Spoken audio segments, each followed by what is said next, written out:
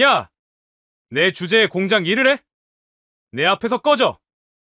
공장장의 뺨이 신임 여직원의 얼굴을 강하게 후려쳤습니다. 누구도 말리지 않았습니다. 오히려 몇몇 직원은 고개를 돌렸고 며느리는 비웃듯 말했습니다. 저런 애는 뭘 해도 안 돼요. 그냥 자르세요.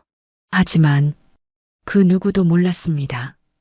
그녀가 국정원 잠입요원이며 팔에 새겨진 붉은 장미 문신이 한국 특수임무조의 상징이라는 걸요. 그리고 그날 조폭 7명이 쇠파이프를 들고 공장을 들이닥치는 순간 그녀의 눈빛이 완전히 달라졌습니다. 서연 씨, 지금 뭐 하시는 거예요? 그녀가 단 한마디를 내뱉습니다. 저는 본래 자리로 돌아갈 뿐입니다.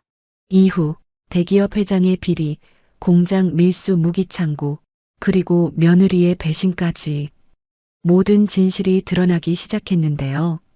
과연 공장을 집어삼키던 어둠은 어떻게 무너졌을까요? 그리고 그녀의 붉은 장미 문신에는 어떤 비밀이 숨겨져 있었을까요?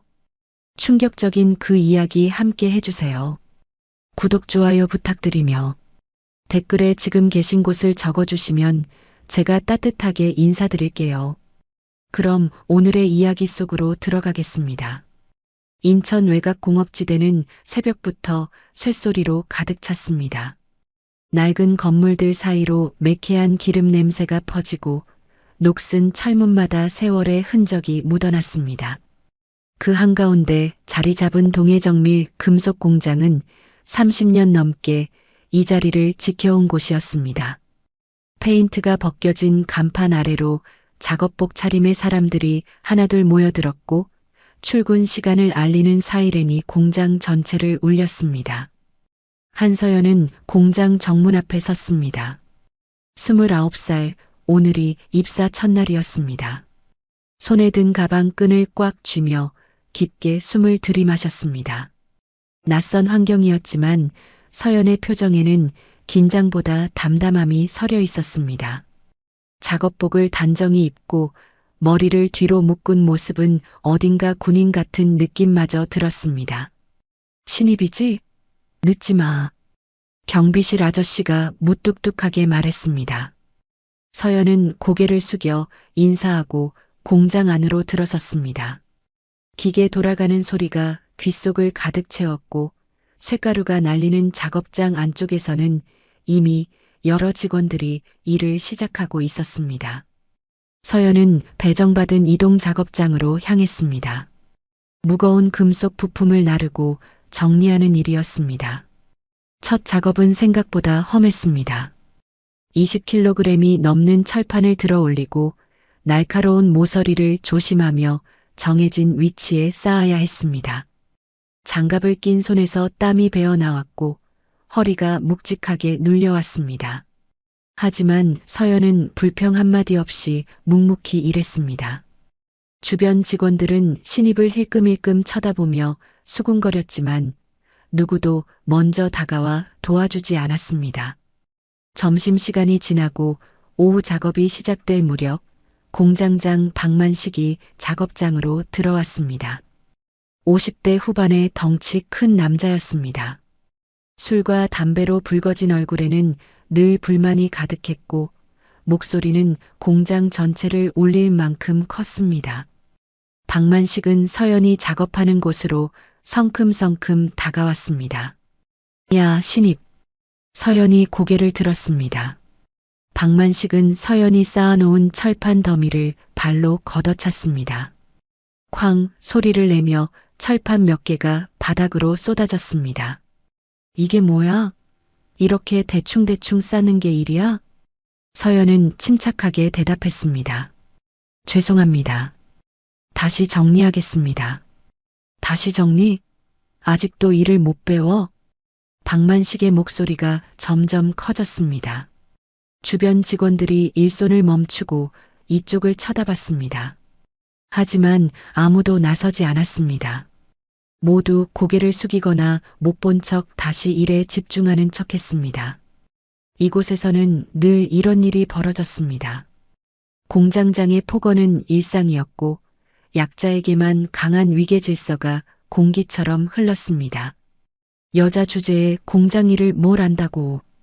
박만식이 손을 들어 올렸습니다. 순간 작업장 전체가 얼어붙었습니다. 그리고 탁 하는 소리와 함께 서연의 뺨이 옆으로 돌아갔습니다. 박만식의 손바닥이 서연의 얼굴을 내리친 것이었습니다. 정신 똑바로 차려. 서연은 비틀거렸지만 넘어지지 않았습니다. 뺨이 화끈거렸고 귓속이 웅웅거렸습니다. 하지만 서연은 소리를 내지 않았습니다. 그저 천천히 고개를 들어 박만식을 바라봤습니다. 서연의 눈빛은 흔들리지 않았습니다. 오히려 차갑고 깊은 무언가가 그 안에 담겨 있었습니다. 미안하다는 말은? 박만식이 으르렁거렸습니다. 서연은 잠시 침묵하다가 입을 열었습니다. 죄송합니다.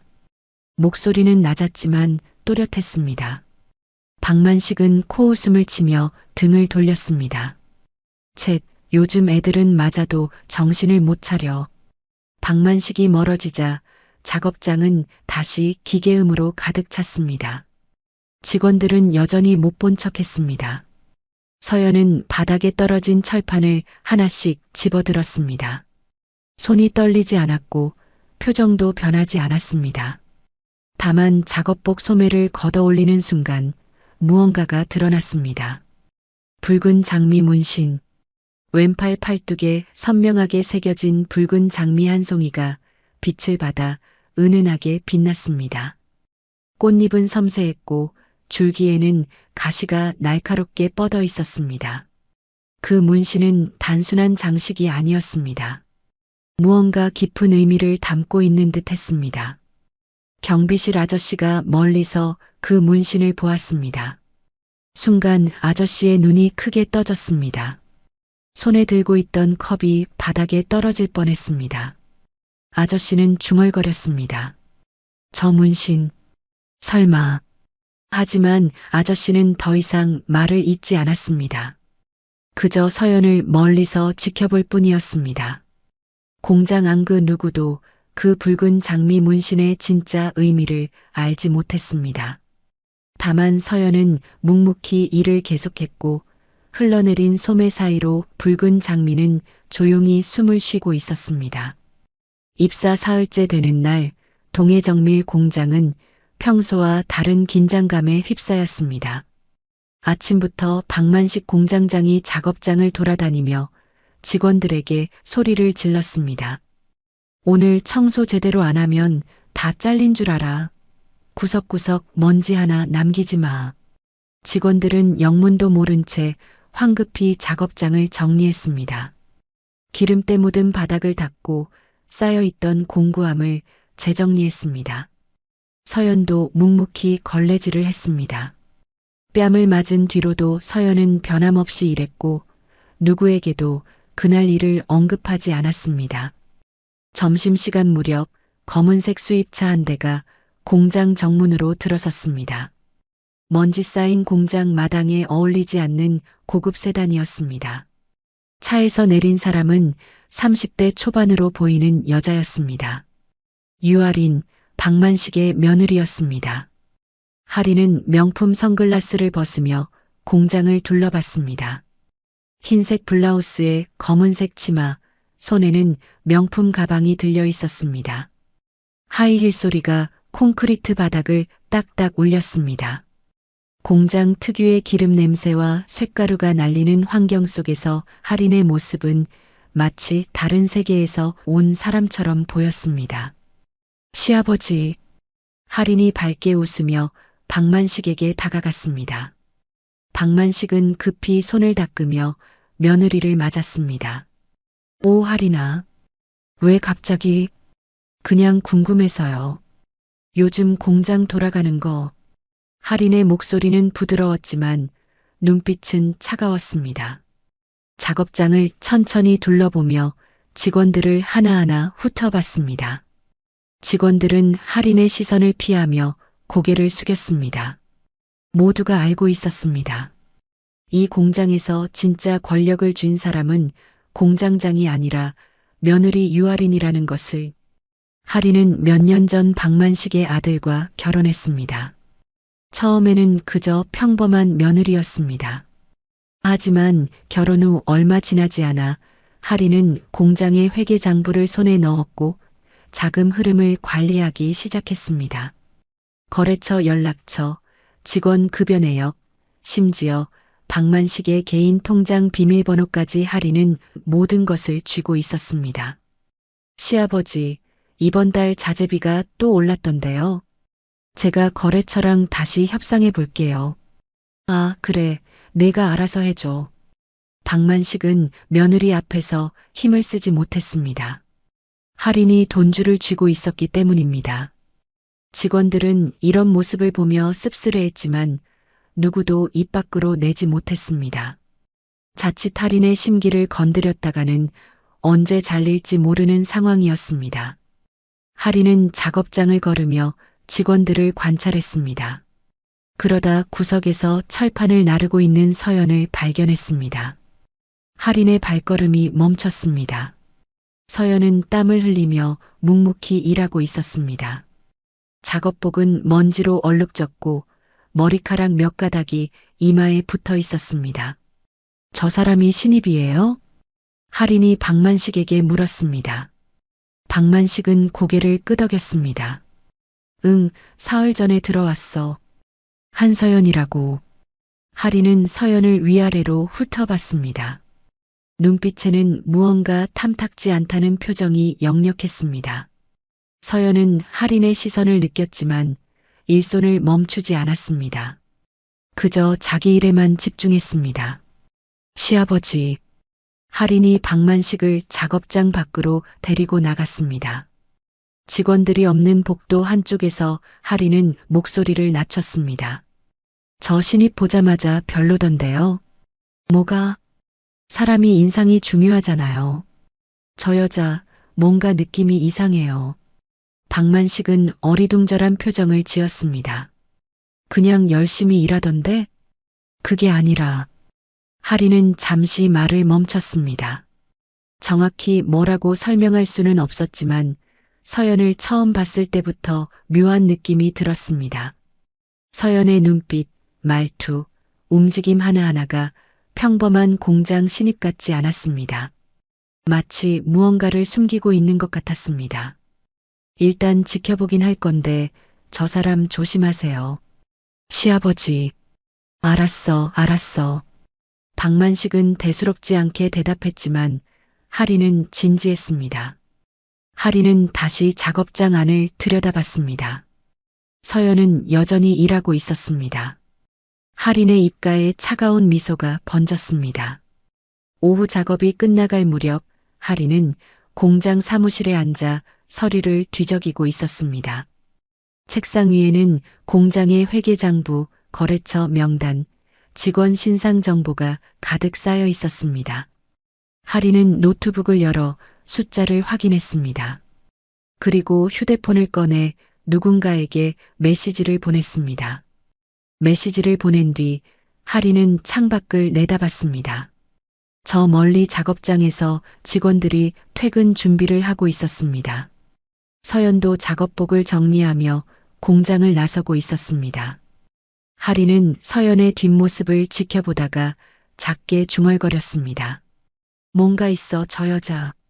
할인의 미소 뒤에는 무언가 알 수 없는 계산이 숨어 있었습니다. 공장 직원들은 몰랐습니다. 며느리 유아린이 단순히 돈만 관리하는 사람이 아니라는 것을.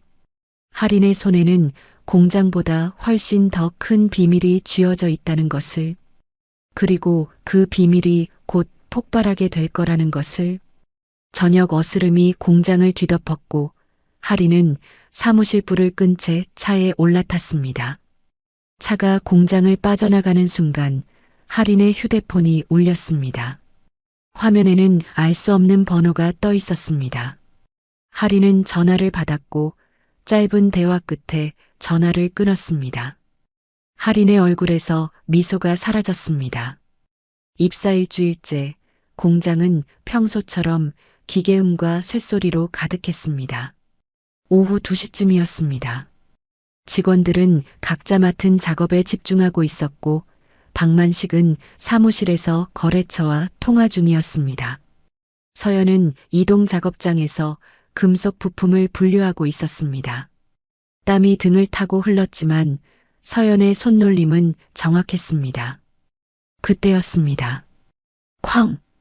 공장 정문이 요란한 소리를 내며 열렸습니다. 아니, 열린 게 아니라 부서진 것이었습니다. 검은색 밴 2대가 정문을 들이받으며 공장 마당으로 난입했습니다. 급브레이크 소리가 공장 전체를 울렸고 차에서 7명의 남자가 뛰어내렸습니다. 모두 검은 옷을 입고 있었고 손에는 쇠파이프와 야구 방망이를 들고 있었습니다. 얼굴에는 문신이 새겨져 있었고 눈빛은 살기로 가득했습니다. 대구 천룡파 조폭들이었습니다. 공장 안은 순식간에 아수라장이 되었습니다.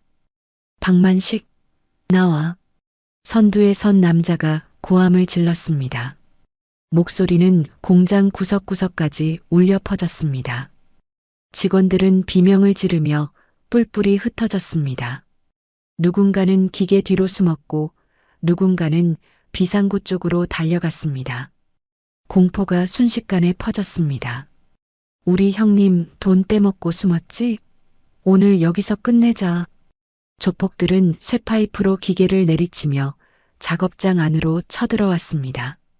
쾅쾅 소리가 울려 퍼졌고 유리창이 깨지는 소리가 들렸습니다. 직원들은 울음을 터뜨리며 구석으로 몸을 숨겼습니다. 사무실에 있던 박만식은 창문 너머로 이 광경을 목격했습니다. 얼굴이 하얗게 질렸습니다. 손이 덜덜 떨렸고 다리에 힘이 풀렸습니다. 박만식은 황급히 사무실 뒤쪽으로 숨으려 했지만 조폭들은 이미 사무실 문을 발로 차고 들어왔습니다. 박만식, 어딨어?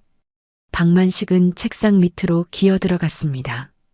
하지만 조폭들은 금방 박만식을 찾아냈습니다.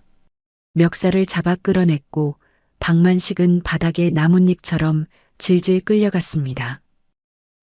제발 잘못했어요. 돈은 갚을게요.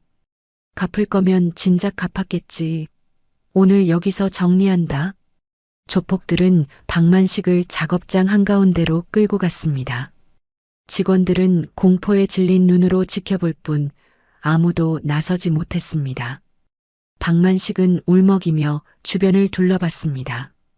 그리고 서연을 발견했습니다. 서연은 기계 옆에 서서 조용히 상황을 지켜보고 있었습니다. 야, 신입. 박만식이 서연을 향해 손가락질했습니다. 신입이면 몸으로라도 막아. 너라도 잡혀. 박만식은 서연을 조폭들 쪽으로 밀어냈습니다. 서연은 균형을 잃고 비틀거렸습니다. 조폭 하나가 서연의 팔을 움켜쥐었습니다. 그 순간 서연의 작업복 소매가 찢어졌습니다. 찢어진 천 사이로 무언가가 드러났습니다. 붉은 장미 문신. 왼팔 전체를 감싼 선명한 붉은 장미 문신이 완전히 모습을 드러냈습니다. 꽃잎은 불꽃처럼 타오르는 붉은색이었고 줄기에는 날카로운 가시가 촘촘히 박혀 있었습니다. 장미 아래에는 작은 글씨로 무언가가 새겨져 있었지만 너무 작아서 잘 보이지 않았습니다. 경비실에 있던 아저씨가 이 장면을 목격했습니다. 아저씨의 눈이 커졌고 입이 벌어졌습니다. 저 문신 붉은 장미 작전조. 아저씨의 목소리는 떨렸습니다. 붉은 장미 작전조. 그것은 10년 전 국가비밀작전을 수행하던 특수부대의 이름이었습니다. 아저씨는 군대 시절 그 부대에 대한 소문을 들었던 적이 있었습니다. 철저히 비밀에 붙여진 부대였고 대원들은 모두 붉은 장미 문신을 새겼다고 했습니다.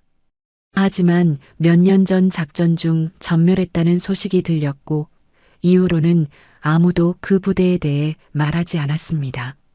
설마 생존자가? 조폭이 서연의 어깨를 잡으며 으르렁거렸습니다. 여자 하나 잡았다. 인연도 같이 데려가자. 조폭들이 서연을 둘러쌌습니다. 7명 모두 쇠파이프를 들고 있었고 눈빛은 거칠었습니다. 서연은 천천히 고개를 들었습니다. 서연의 눈빛이 변했습니다. 차갑고 날카로웠습니다. 마치 사냥감을 노리는 맹수 같았습니다. 손 놔요. 서연의 목소리는 낮고 조용했습니다. 하지만 그 안에는 경고가 담겨 있었습니다. 조폭은 비웃었습니다. 뭐, 인연이 지금? 조폭이 서연의 머리를 잡으려는 순간이었습니다. 서연이 움직였습니다. 1초, 서연의 손이 조폭의 손목을 잡았습니다. 뼈가 부러지는 소리가 들렸습니다. 조폭은 비명을 지르며 뒤로 물러났습니다. 2초, 서연의 발이 옆 조폭의 무릎을 가격했습니다. 조폭은 바닥에 쓰러졌습니다. 3초, 서연은 뒤에서 다가오는 조폭의 쇠파이프를 낚아챘습니다. 그리고 그 파이프로 조폭의 옆구리를 쳤습니다. 4초, 서연의 주먹이 4번째 조폭의 명치를 파고들었습니다. 조폭은 숨을 헐떡이며 무릎을 꿇었습니다. 5초, 서연의 팔꿈치가 5번째 조폭의 턱을 강타했습니다. 조폭의 몸이 공중으로 떠올랐다가 바닥에 쓰러졌습니다. 6초, 서연의 발차기가 6번째 조폭의 가슴을 때렸습니다.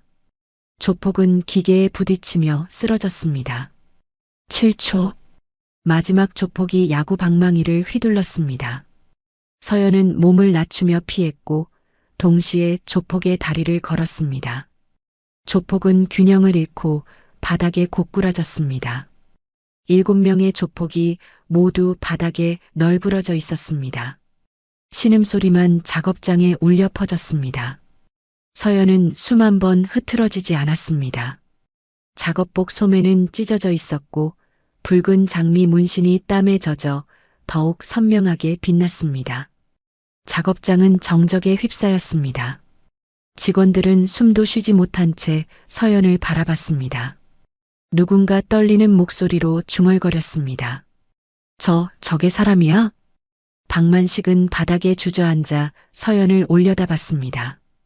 입이 벌어진 채 말을 잇지 못했습니다. 서연은 천천히 찢어진 소매를 정리하며 박만식을 내려다봤습니다. 그 눈빛에는 어떤 감정도 담겨 있지 않았습니다. 작업장은 여전히 정적에 휩싸여 있었습니다. 바닥에 쓰러진 조폭들은 신음소리만 내고 있었고 직원들은 멍한 표정으로 서연을 바라보고 있었습니다. 서연은 침착하게 쓰러진 조폭들에게 다가갔습니다. 그중 한 명의 주머니에서 휴대폰이 삐져나와 있었습니다.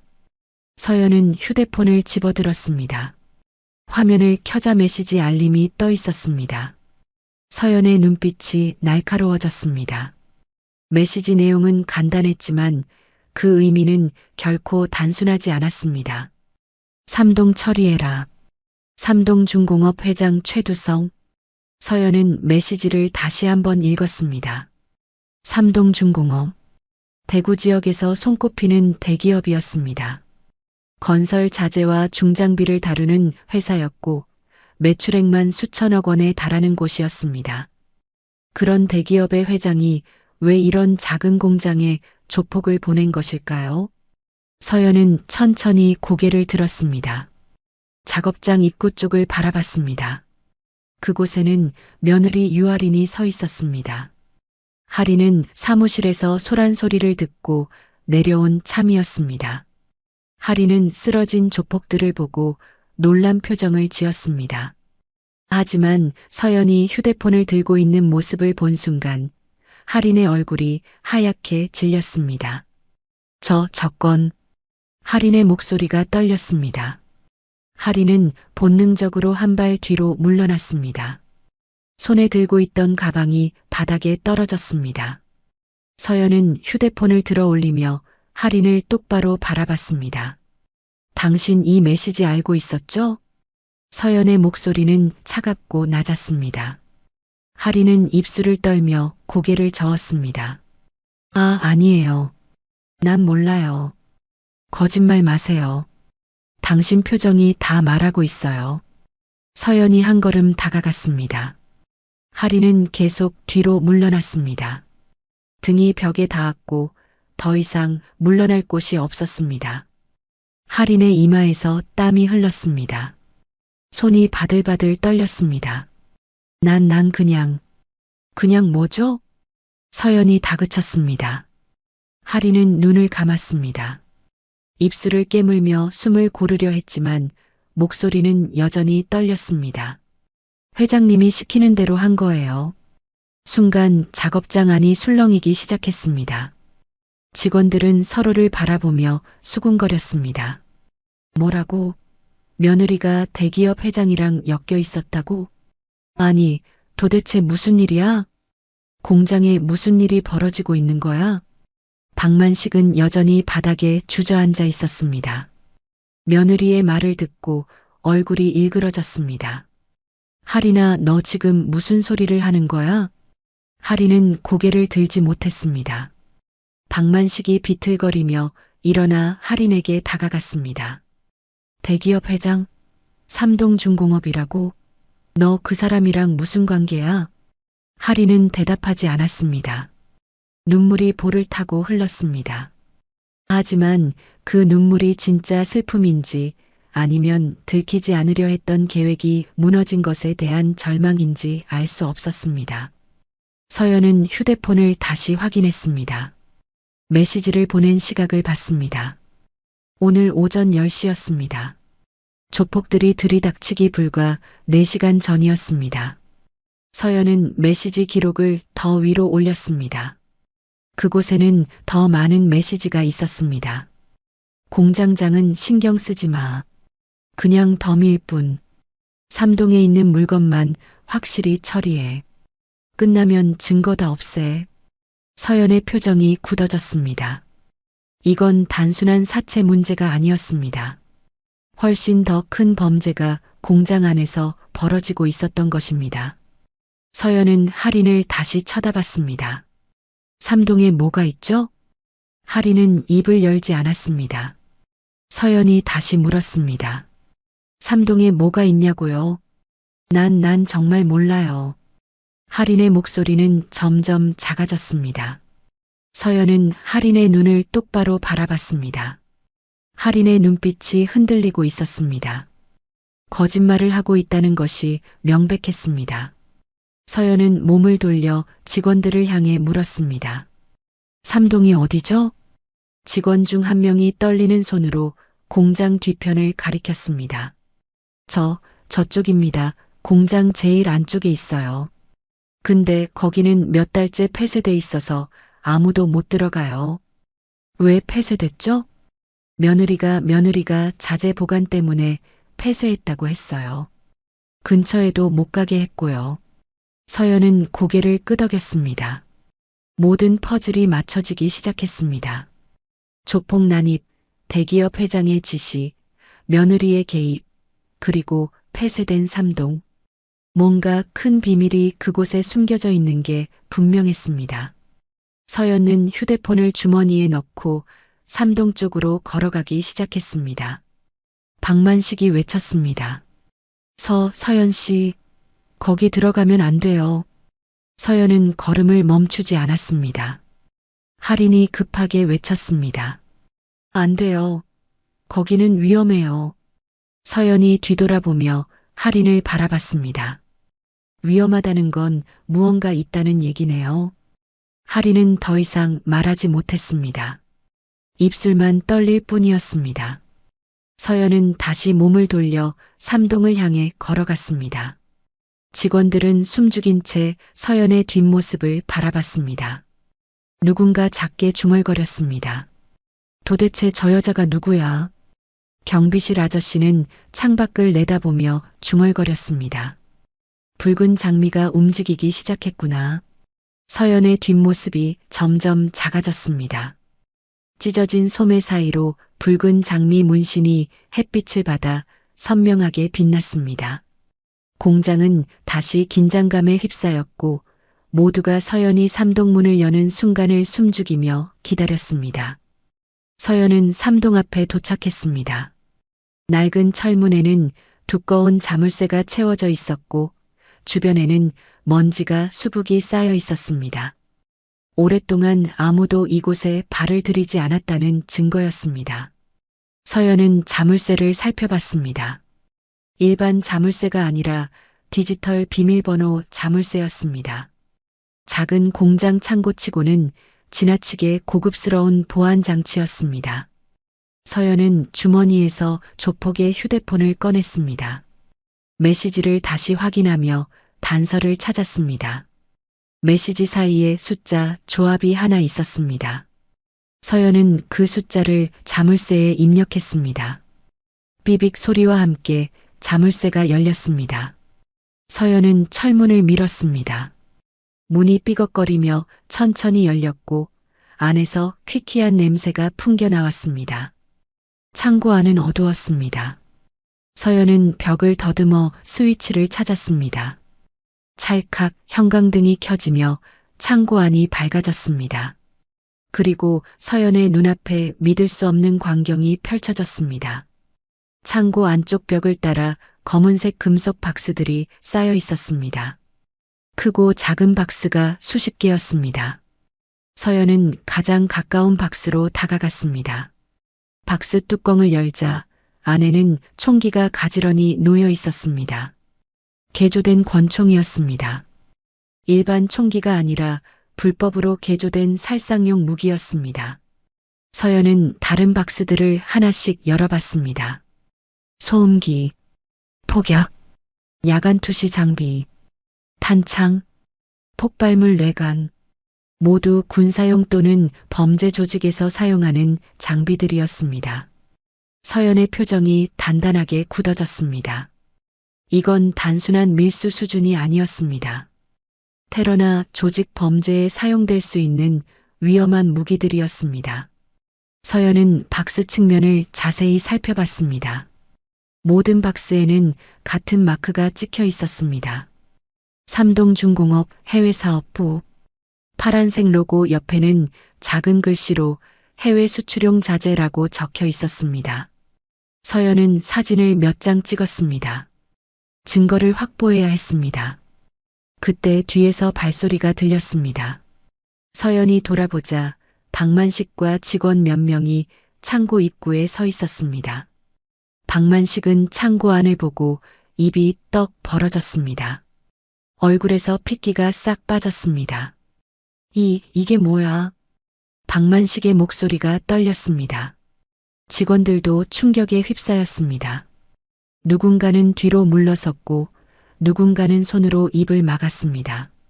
총이잖아, 진짜 총이야. 이게 우리 공장에 있었다고? 서연은 박만식을 바라보며 말했습니다. 이 모든 건 며느리 유아린이 연결했습니다. 뭐라고? 박만식이 비틀거렸습니다. 서연은 계속 말을 이어갔습니다. 삼동중공업 회장과 며느리가 손을 잡고 해외 무기 밀수 루트를 이 공장으로 숨긴 겁니다. 작은 공장이라 눈에 띄지 않고 공장장님은 장부 관리도 며느리에게 맡겼으니 모를 수밖에 없었죠. 박만식은 말을 잇지 못했습니다. 무릎에 힘이 풀렸고 바닥에 주저앉았습니다. 직원들은 분노로 들끓기 시작했습니다. 이게 말이 돼? 가족끼리 이럴 수 있어? 공장장님을 이용한 거잖아. 우리도 다 위험했던 거야. 박만식은 고개를 들어 창고 밖을 바라봤습니다. 며느리 유아린이 멀리 서 있었습니다. 하린은 이제 더 이상 도망갈 수 없다는 걸 알았는지 그 자리에 서 있었습니다. 박만식은 비틀거리며 일어나 하린에게 걸어갔습니다. 하린아. 박만식의 목소리는 떨렸습니다. 눈에는 눈물이 고였습니다. 내가 너한테 얼마나 잘해줬는데 우리 아들이랑 결혼하고 나서 내가 뭘 아쉽게 했어? 회계도 맡기고 거래처도 다 내가 관리하게 해줬잖아. 근데 넌 날. 하린은 고개를 숙이고 있었습니다. 박만식이 다가가 하린의 어깨를 잡았습니다. 대답 좀 해봐. 왜 이런 짓을 한 거야? 할인이 천천히 고개를 들었습니다. 눈물은 이미 말라 있었고 얼굴에는 차가운 표정만 남아 있었습니다. 할인이 입을 열었습니다. 아버님은 그냥 이용당한 거죠. 박만식의 손이 멈췄습니다. 할인은 비웃듯 웃으며 계속 말했습니다. 돈도 없고 힘도 없는데 뭐려. 이런 허름한 공장 하나 겨우 굴리면서 뭐가 대단하다고. 너 지금 저한테 필요했던 건 공장이 아니라 이름 없는 장소였어요. 그냥 물건 숨길 곳이요. 아버님 공장이 딱 좋았죠.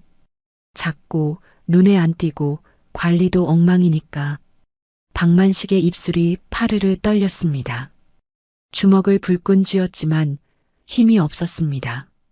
박만식은 무릎을 꿇었습니다. 바닥에 두 손을 짚고 고개를 떨구었습니다. 목이 메어 소리가 나오지 않았습니다. 직원들은 이 광경을 보며 분노했습니다. 누군가는 주먹을 쥐었고 누군가는 욕설을 퍼부었습니다. 저런 인간이 어딨어.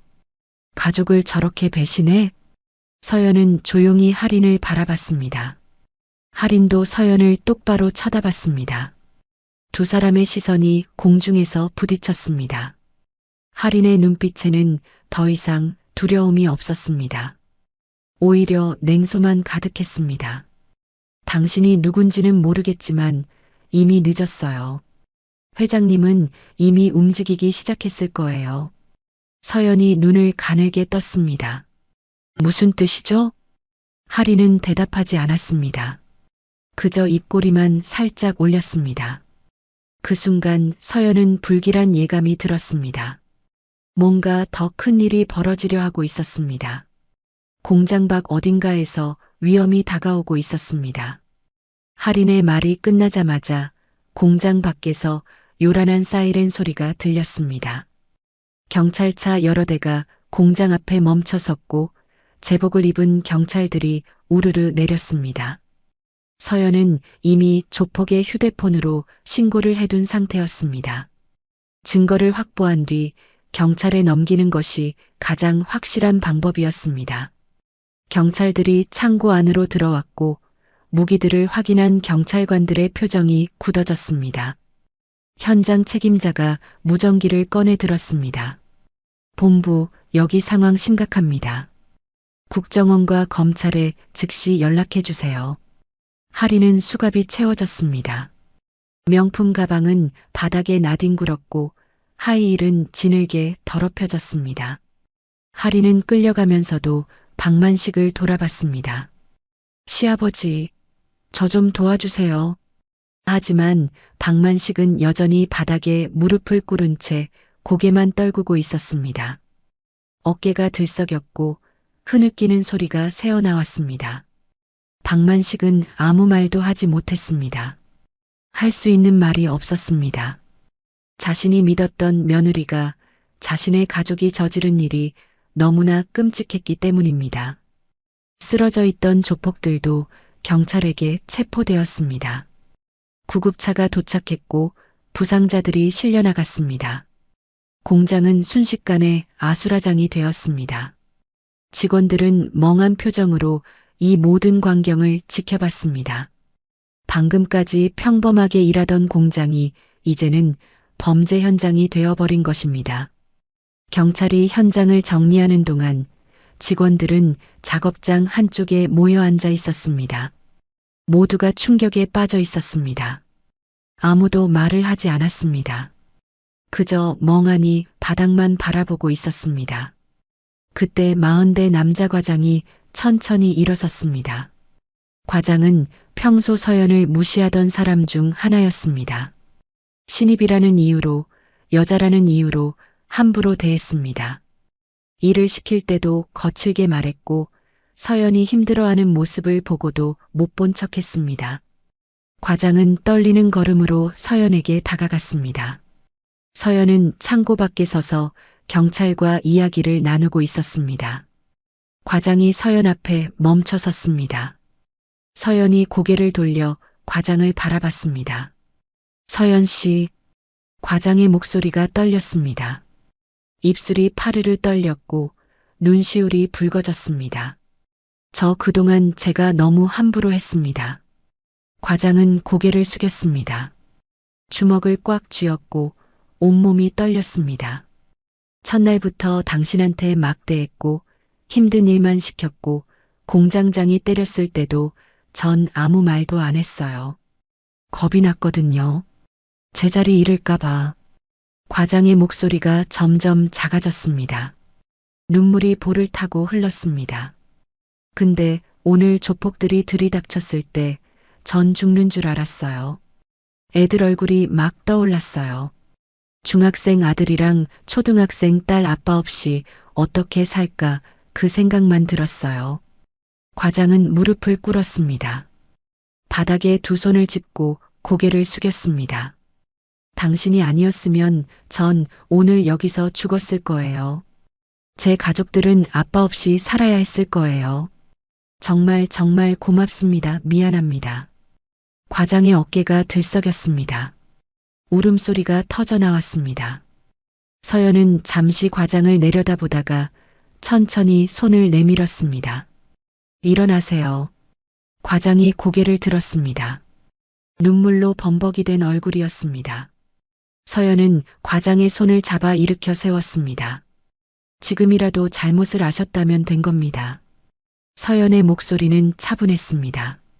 과장은 눈물을 닦으며 고개를 끄덕였습니다. 그 모습을 보던 50대 선배 여직원도 일어났습니다. 선배 여직원도 평소 서연을 곱게 보지 않았던 사람이었습니다. 신입 주제에 말이 없다고 불친절하다고 뒤에서 험담을 했던 사람이었습니다. 선배 여직원이 서연에게 다가왔습니다. 얼굴에는 눈물 자국이 가득했습니다. 서연아.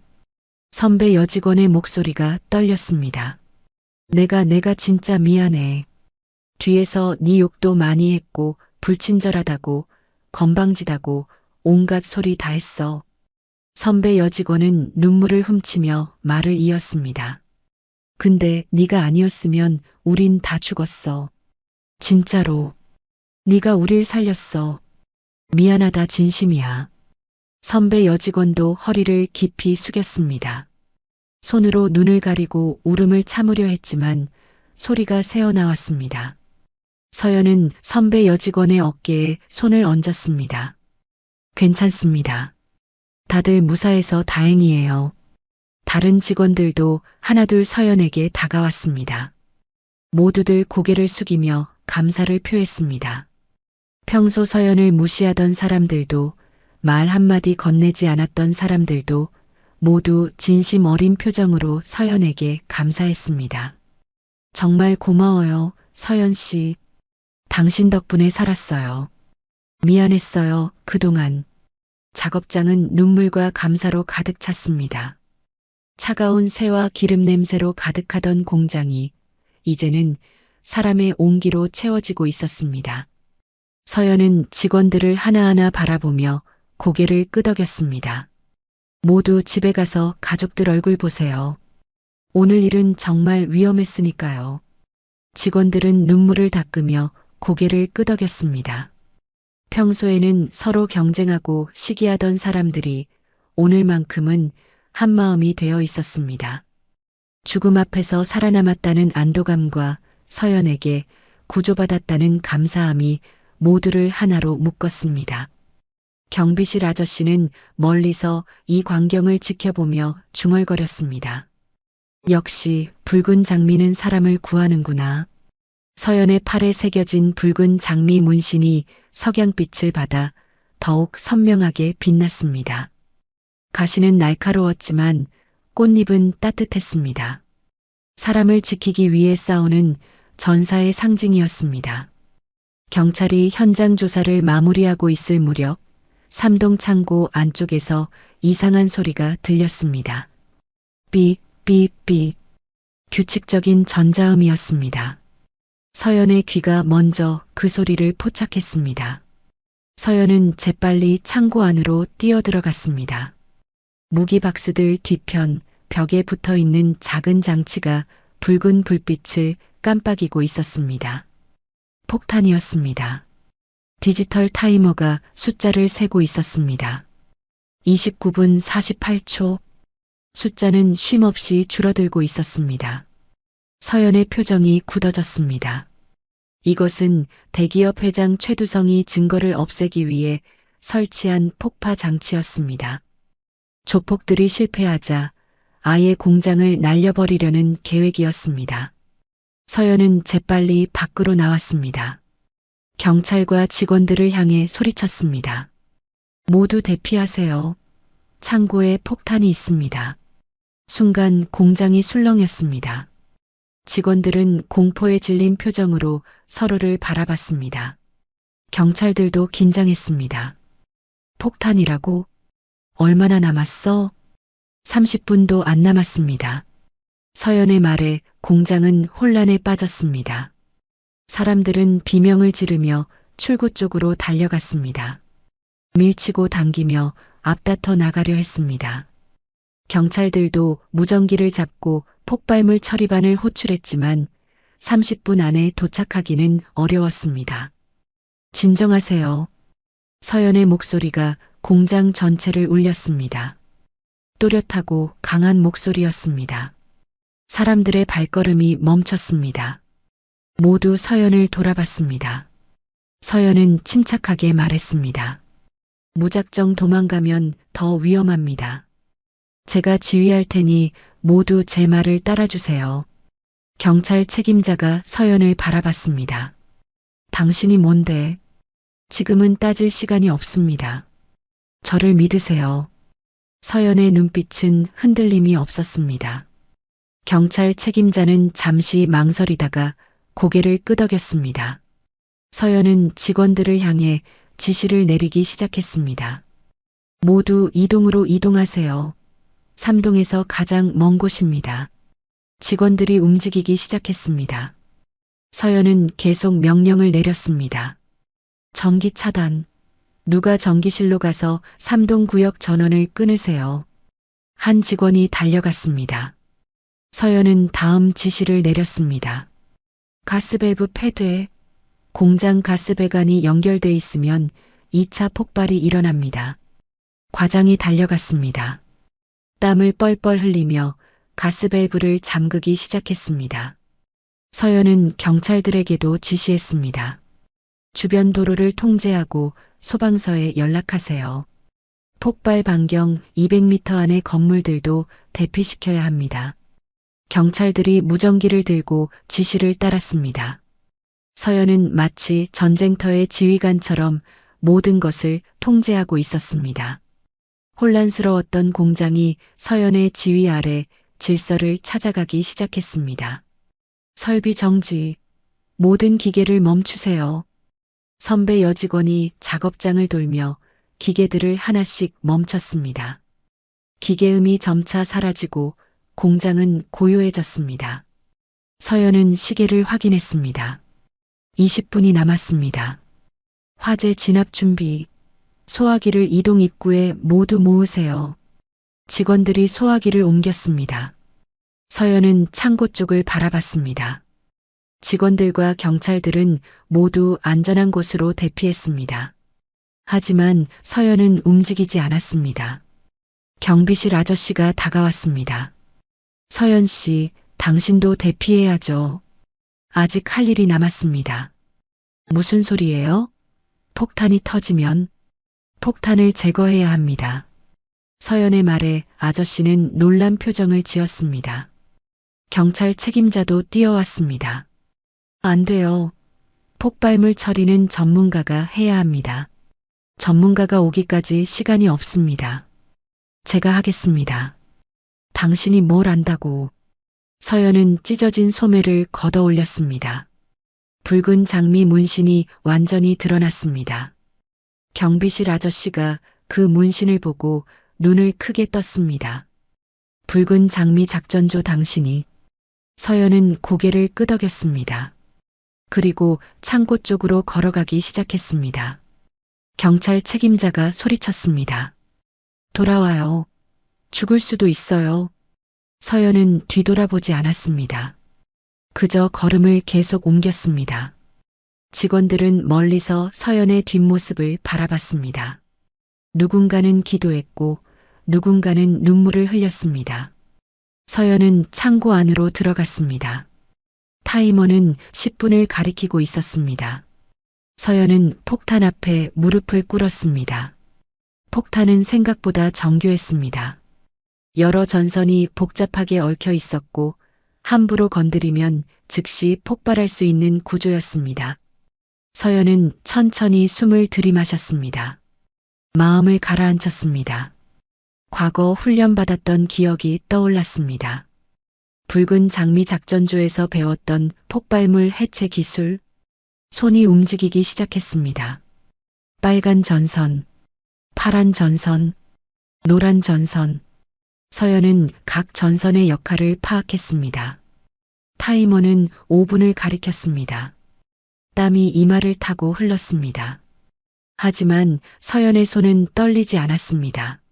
서연은 작은 공구를 꺼냈습니다. 전선 하나를 조심스럽게 잘랐습니다. 폭탄은 멈추지 않았습니다. 타이머는 계속 흘렀습니다. 3분. 서연은 다른 전선을 잘랐습니다. 여전히 타이머는 멈추지 않았습니다. 2분. 서연은 마지막 전선을 바라봤습니다. 빨간 전선이었습니다. 잘못 자르면 즉시 폭발합니다. 하지만 자르지 않으면 결국 터집니다. 서연은 눈을 감았습니다. 심호흡을 했습니다. 1분. 서연의 손이 움직였습니다. 전선을 잡았습니다. 30초. 공구를 전선에 댔습니다. 10초. 3초. 딸깍. 전선이 잘렸습니다. 순간 타이머가 멈췄습니다. 붉은 불빛이 꺼졌습니다. 폭탄이 해제되었습니다. 서연은 천천히 눈을 떴습니다. 손에서 힘이 빠졌습니다. 온몸에서 땀이 쏟아졌습니다. 서연은 바닥에 주저앉았습니다. 가슴이 두근거렸습니다. 밖에서 함성이 터져 나왔습니다. 직원들이 울부짖듯 환호했습니다. 살았다. 해냈어. 서연은 천천히 일어나 밖으로 걸어 나왔습니다. 석양이 공장을 물들이고 있었습니다. 서연의 팔에 새겨진 붉은 장미 문신이 석양빛을 받아 불꽃처럼 타올랐습니다. 폭탄 제거 이후 공장은 완전히 봉쇄되었습니다. 국정원과 검찰 합동 수사팀이 투입되었고 증거물들이 하나씩 압수되었습니다. 무기 밀수 사건은 생각보다 훨씬 더 큰 조직이 연루된 국제 범죄였습니다. 언론은 이 사건을 대대적으로 보도했습니다. 다음 날 아침 모든 뉴스 채널은 같은 화면을 내보냈습니다. 삼동중공업 회장 최두성이 수갑을 찬 채 검찰청으로 들어가는 모습이었습니다. 화면 하단에는 자막이 흘렀습니다. 해외 무기 밀수 조직의 수장, 삼동중공업 회장 긴급 체포.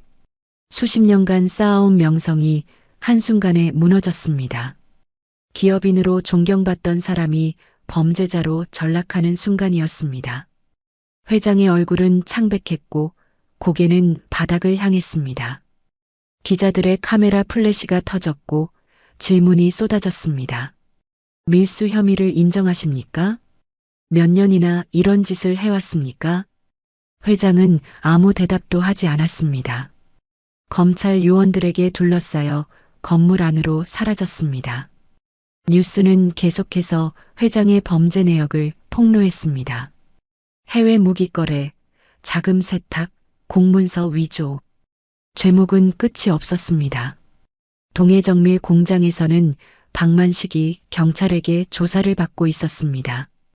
박만식은 직접적인 범죄에 가담하지는 않았지만 공장을 관리하는 책임자로서 책임을 피할 수 없었습니다.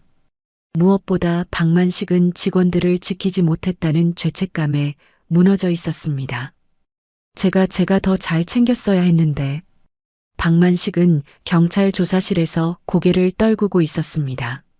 손은 떨렸고 목소리는 힘이 없었습니다. 평소 직원들에게 고함을 지르고 폭력을 휘두르던 모습은 온데간데 없었습니다. 이제는 그저 나약한 노인의 모습만 남았습니다. 며느리를 믿었어요. 가족이라고 믿었어요. 박만식의 눈에서 눈물이 흘렀습니다. 며느리에게 배신당했다는 사실이, 자신의 공장이 범죄에 이용되었다는 사실이 박만식을 짓눌렀습니다. 박만식은 얼굴을 두 손으로 감싸고 흐느꼈습니다. 나 좀 살려다오 제발. 박만식의 목소리는 애원에 가까웠습니다. 하지만 법은 냉정했습니다. 박만식은 업무상 과실과 직원 폭행 혐의로 입건되었습니다. 경찰관들이 박만식을 부축해 조사실 밖으로 데리고 나왔습니다. 복도에서는 직원들이 지켜보고 있었습니다. 박만식은 직원들을 보자 발걸음을 멈췄습니다. 무릎에 힘이 풀렸습니다. 바닥에 무릎을 꿇었습니다. 경찰관들이 붙잡으려 했지만 박만식은 그대로 바닥에 엎드렸습니다. 미안합니다. 정말 미안합니다. 박만식은 직원들을 향해 고개를 조아렸습니다. 이마가 바닥에 닿았습니다. 평생의 오만함이 무너지는 순간이었습니다. 직원들은 그 모습을 조용히 지켜봤습니다. 누구도 말하지 않았습니다. 다만 몇몇은 고개를 돌렸고 몇몇은 한숨을 쉬었습니다. 박만식은 경찰차에 실려 끌려갔습니다. 차창 너머로 공장이 보였습니다. 30년 넘게 운영했던 공장. 이제 다시는 돌아올 수 없는 곳이 되었습니다. 차가 멀어지고 공장은 점점 작아졌습니다. 며느리 유아리는 국정원 조사를 받고 있었습니다. 조사실은 차갑고 좁았습니다. 하리는 초라한 수감복을 입고 있었습니다. 명품 옷은 압수되었고 명품 가방도 증거품으로 보관되었습니다. 하린의 얼굴에는 화장기 하나 없었고 머리는 흐트러져 있었습니다. 저는 그냥 시키는 대로 했을 뿐이에요. 하린의 목소리는 떨렸습니다. 하지만 국정원 요원들은 차갑게 응대했습니다. 당신이 직접 거래처와 연락했고 무기 반입 일정을 조율했습니다. 증거가 다 있어요. 하린은 더 이상 변명하지 못했습니다. 휴대폰 기록, 이메일, 계좌 거래 내역. 모든 증거가 하린을 범인으로 지목하고 있었습니다. 하린은 고개를 떨구고 울기 시작했습니다. 하지만 그 눈물로 죄를 씻어낼 수는 없었습니다. 며칠 뒤 하린은 법원으로 호송되었습니다. 수갑이 채워진 손으로 얼굴을 가렸지만 기자들의 카메라는 가차 없었습니다. 플래시가 터졌고 질문이 쏟아졌습니다. 시아버지를 배신한 기분이 어떻습니까? 반성하고 있습니까? 하린은 대답하지 않았습니다. 호송차에 올라탔고 차는 교도소로 향했습니다. 차창 밖으로 세상이 흘러갔습니다. 자유로운 사람들, 웃고 있는 사람들. 하린에게는 더 이상 허락되지 않는 풍경이었습니다. 공장은 조금씩 평온을 되찾아갔습니다. 사건이 마무리되고 직원들은 다시 일상으로 돌아갔습니다. 하지만 서연은 더 이상 공장에 없었습니다. 폭탄을 제거한 다음 날 서연은 조용히 공장을 떠났습니다. 서연이 떠나기 전 경비실 아저씨가 서연을 찾아왔습니다. 아저씨는 낡은 사진 한 장을 꺼내 들었습니다. 흑백 사진이었습니다. 군복을 입은 남자들이 한 줄로 서 있었습니다. 모두 왼팔에 붉은 장미 문신을 하고 있었습니다.